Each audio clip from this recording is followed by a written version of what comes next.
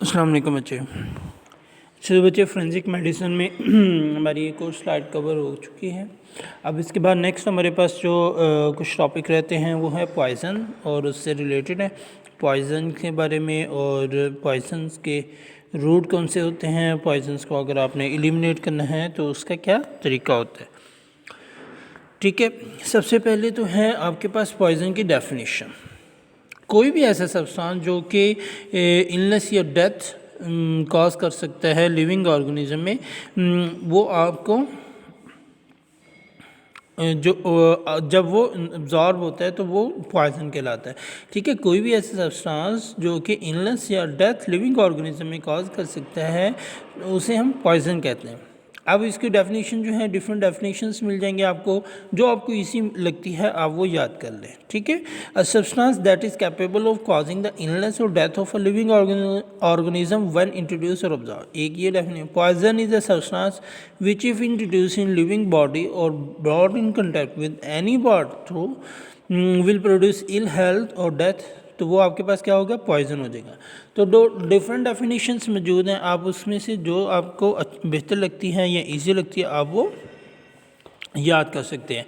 ठीक है, अब इसके अंदर आपको समझने वाली जो बातें हैं वो ये है कि जो पॉइज़न है वो क्वांटिटी बेस्ड होते हैं, ज़्यादातर क्वांटिटी बेस्ड होते हैं कि लिविंग ऑर्गेनिज्म में किस क्वांटिटी में दिए गए हैं। कुछ पॉइज़न जो हैं वो रैपिडली एक्टिंग होते हैं और कम क्वांटिटी में वो लीथल होते हैं, वो लीथल पॉइज़न कहलाते हैं। उसमें ये होता है कि उनकी क्वांटिटी कम, डोज जो है वो किसी भी ऑर्गेनिज्म को, लिविंग ऑर्गेनिज्म को किल कर सकती है।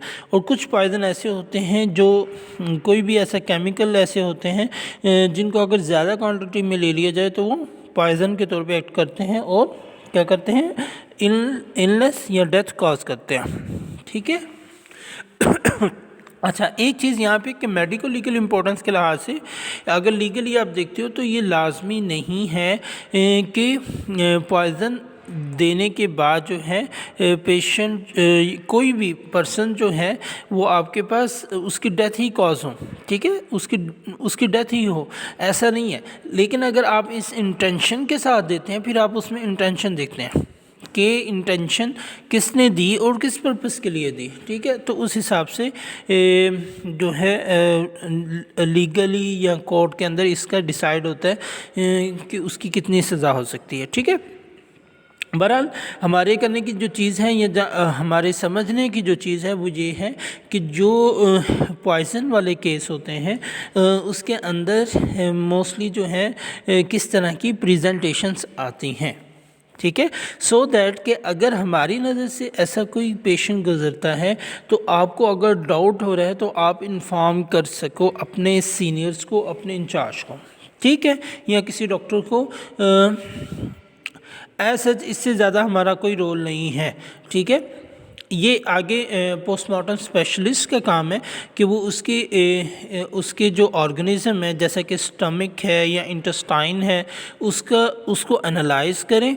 उसको एनालाइज किया जाता है, उसका केमिकल एनालिसिस किया जाता है और उसके बाद ये डिटरमिन किया जाता है कि इस पर्सन के स्टमक में या इंटेस्टाइन में ये पॉइज़न मौजूद था।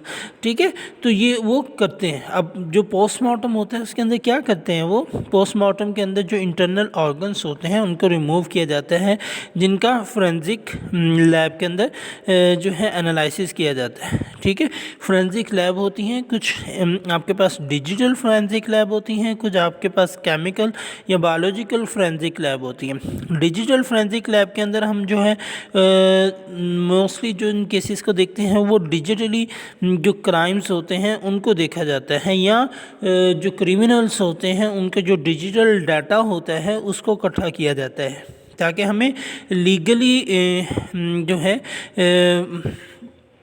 मूव करने में आसानी हो।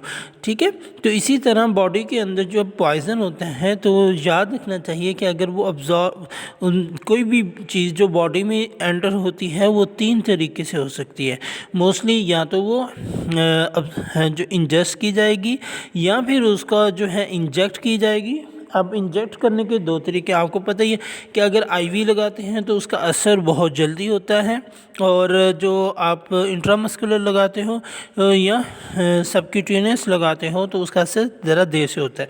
ठीक है, इसी तरह ओरली या फिर स्किन के ज़रिए या फिर इन्हेलेशन, आपके पास जो है सांस के ज़रिए भी कुछ गैसेस हैं, कुछ पॉइज़न है जो आप मूव अगर बॉडी के अंदर चले जाएं तो वो हार्म काज करते हैं, नुकसान पहुंचाते हैं बॉडी को।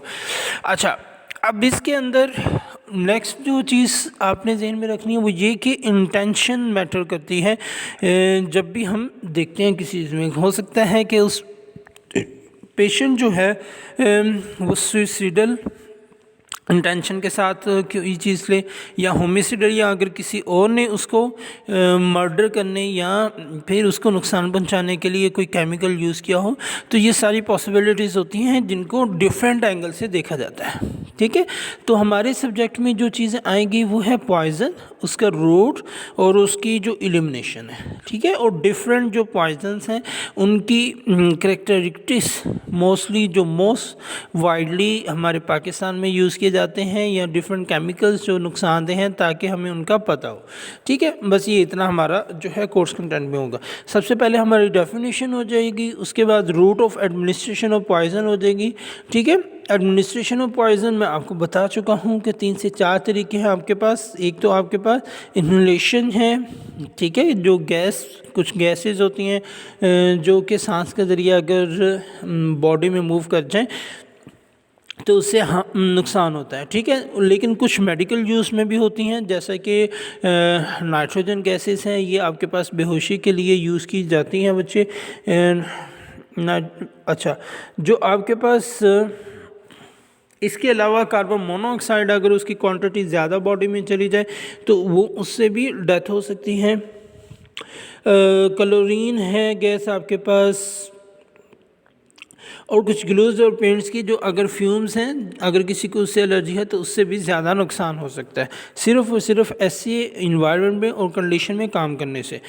उसके बाद इंजेक्शन है, इंजेक्शन में पोटाशियम साइनाइड है, सोडियम आर्सेनाइड है, ये अगर लगा दिए जाएं या बहुत से ऐसे इंजेक्शन हैं जिनको गलत तरीके से यूज़ किया जाए तो वो क्या होता है, बॉडी में जो है इंजरी और जो हार्मफुल इफ़ेक्ट है वो प्रोड्यूस करते हैं। इंट्रामस्कुलर, सबक्यूटेनियस, इंट्राडर्मल, ये आपके पास ये मेथड हो गया। और एप्लीकेशन टू वाउंड, किसी भी ज़ख़म के ऊपर मेडिकल नेग्लिजेंस से, या अगर किसी को पता नहीं था कि ऐसे ज़ख़म के ऊपर ये केमिकल लगाते हैं और वो लगा दिया जाए तो उसकी वजह से अगर कोई नुकसान होता है तो वो भी। अब नेक्स्ट जो है इंटेरोगेशन के अंदर चला जाता है। अगर आप मोस्टली हमने सुना है कि अक्सर जो है ज़ख़म जो है वो ख़राब होते हैं या उसकी केयर नहीं की जाती, या अगर किसी का ऑपरेशन हुआ है और उसको एडवाइस नहीं किया गया तो उसकी वजह से पेशेंट कंप्लेन करते हैं अगेंस्ट डॉक्टर। तो इस सारे केसेस को डील किया जाता है। बहरहाल वो हमारा स्कोप नहीं है यहाँ पर उनको डिस्कस करने का, हमारा सिर्फ और सिर्फ यहाँ पर यह है कि पॉइजन क्या है, उसके रूट ऑफ एडमिनिस्ट्रेशन क्या है और एलिमिनेशन। ठीक है, अभी तक हमने पॉइजन की डेफिनेशन और उसके एडमिनिस्ट्रेशन पढ़ी है। इसकी डिफरेंट एग्जांपल भी आप बच्चे साथ कर लेना, जैसे कि आईवी के लिए कौन सी एग्जांपल है, वेपर्स फॉर्म्स के अंदर कौन सी एग्जांपल है, इनमें से एमसीक्यूज भी आपको आ सकते हैं। ओके बच्चे।